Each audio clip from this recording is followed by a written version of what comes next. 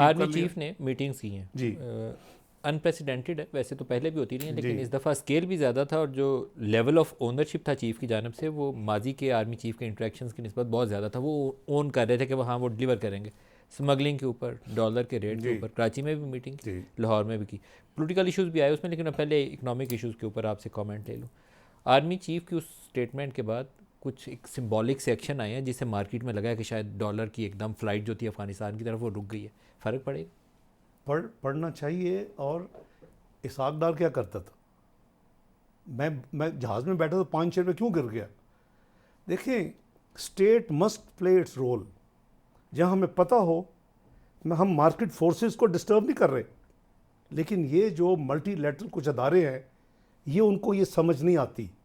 या तो उनसे तय कर लें भी रीड होगा, हम रीड को कैलकुलेट कर लेते हैं, वी विल गो लाइक क्वासे पैग, रीड का रेट ले लेते हैं। 19 उस वक्त 200 था, अभी क्या बनता है? जो 19 में का, जो मैं अपना स्टेट बैंक का तो obviously they would have calculated, 19 में ब्लूमबर्ग इकोनॉमिस्ट ने कैलकुलेट करके दिया कि आपका रेट 244 है 19 में 2023, फ्यू वीक्स ओल्ड। उसमें वजूहत उन्होंने क्या बताई क्यों 14% पाकिस्तान की करेंसी अंडर वैल्यू है। मैं क्या कहता, मैं भी तो ये कहता था।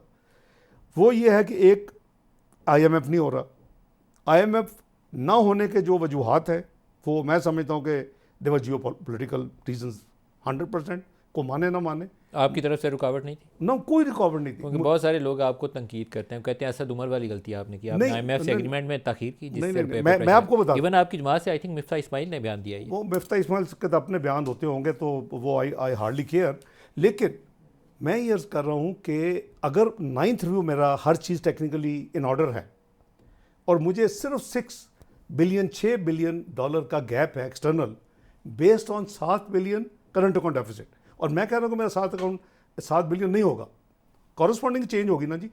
7 को, ये मैं फरवरी की बात कर रहा हूँ, 9 फरवरी की, जब हमारा technical everything is in order और उनकी प्रेस रिलीज भी आ गई।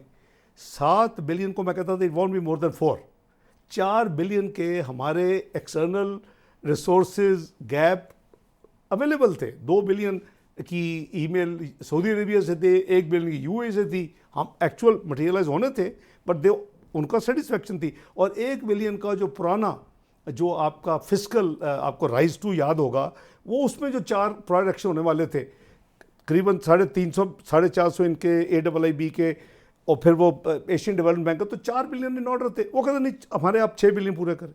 नो, ये मैं ना मानू की बात थी, 6 बिलियन डॉलर नहीं चाहिए था। आपने देखा कि जब मैंने ये रवैया देखा तो मैंने अपने मुल्क के इंटरेस्ट में, I told the governor State Bank, पहली प्रायोरिटी होगी सॉवरन पेमेंट्स, कम वट में, उसके बाद जो बचेगा food, then medicine and then petroleum products.